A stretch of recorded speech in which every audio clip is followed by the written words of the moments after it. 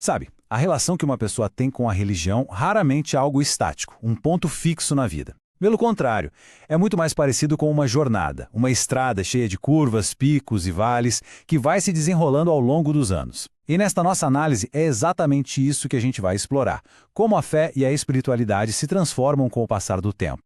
Então, a grande questão que fica é essa. A religiosidade é algo que se solidifica ali na juventude e fica estável para sempre? Ou será que ela vai mudando, se adaptando conforme a gente envelhece e passa por novas experiências? É exatamente isso que vamos investigar agora, fase por fase. Ok, vamos mergulhar nisso. Nosso roteiro de hoje começa naquele turbilhão que é a adolescência, depois a gente passa pelas reviravoltas da vida adulta, explora a profundidade que chega com a velhice e, para fechar, vamos analisar uma divisão bem fascinante que existe nas crenças quando se trata de gênero. Nossa primeira parada, então, é a adolescência. E olha, longe de ser um período de indiferença, essa fase costuma ser um verdadeiro caldeirão de inquietações espirituais, sabe? É quando aquelas grandes perguntas sobre a vida, sobre o sagrado, vêm à tona com uma força tremenda.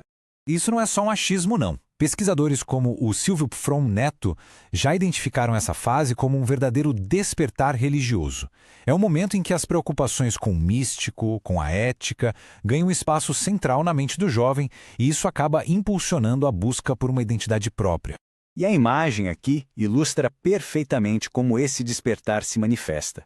Não é um processo suave, de jeito nenhum. Segundo outro pesquisador, Maurício Knobel, é super comum que os adolescentes fiquem oscilando entre extremos, quase como numa gangorra. De um lado, um ateísmo radical, uma negação total de tudo. Do outro, um misticismo fervoroso, uma entrega completa.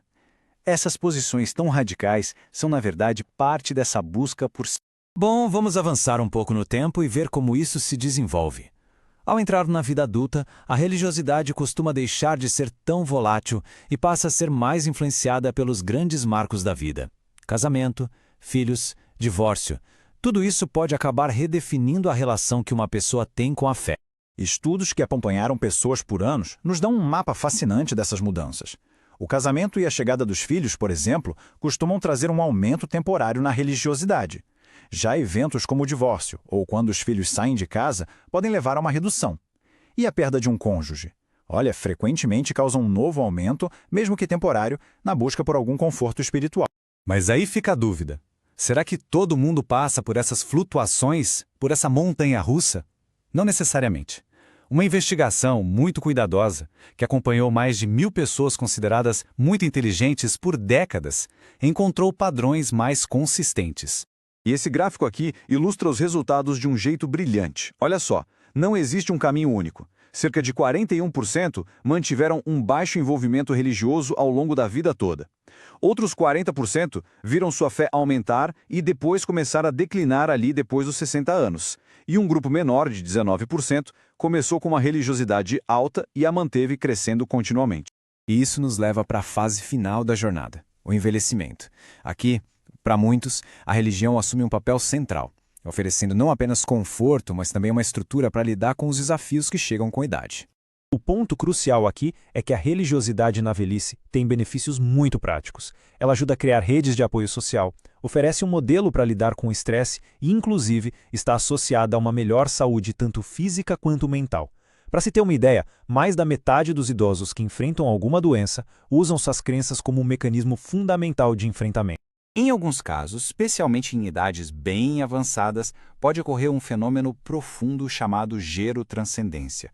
É uma mudança de perspectiva, sabe? Um sentimento de comunhão com o universo, uma aceitação mais serena da mortalidade e uma sensação de que o eu se expande para além do indivíduo. É uma forma de sabedoria e paz. Agora, vamos mudar o foco para uma questão que atravessa todas as idades: a diferença de gênero na religiosidade. É um fato bem documentado que, na maioria das culturas, as mulheres tendem a ser mais religiosas que os homens. A pergunta de $1 milhão é: por quê? Os dados são bem claros, e o padrão é impressionantemente consistente no mundo todo. Décadas de pesquisa, tanto aqui no Brasil quanto lá fora, mostram que as mulheres, em média, não só frequentam mais cultos e oram com mais frequência, como também tendem a aderir a crenças mais ortodoxas do que os homens. Para tentar explicar isso, Existem duas grandes hipóteses concorrentes. A primeira é a da socialização. A ideia de que as meninas seriam criadas para serem mais passivas e cuidadoras, traços que combinam bem com a devoção religiosa. A segunda, que é mais recente, é a da aversão ao risco. Ela sugere que homens são culturalmente incentivados a assumir mais riscos e ser irreligioso seria uma forma de risco. O risco de uma possível punição divina, por exemplo. Mas a história não para por aí, não. Pesquisas mais recentes mostram que a questão vai além dessa simples divisão homem e mulher. Envolve dimensões de masculinidade, feminilidade e até de orientação sexual. E essa tabela revela uma descoberta realmente surpreendente do sociólogo Darren Shurkat. Repare só nos dois grupos com os maiores níveis de religiosidade: mulheres heterossexuais e homens homossexuais. Agora olhe para o outro extremo, com baixo envolvimento: homens heterossexuais, mulheres homossexuais e pessoas bissexuais. É um espectro que desafia as explicações mais simples, como socialização ou aversão ao risco, e mostra o quão complexa é essa relação entre identidade e fé. Então, o que vimos é que a fé não é uma rocha imóvel, mas sim um rio que é mudado pela paisagem da nossa vida, pela idade, pelos eventos que nos marcam e pelas facetas complexas da nossa identidade. A reflexão que fica é: quais são as forças, às vezes invisíveis, que acabam mudando os caminhos da fé na vida de cada pessoa?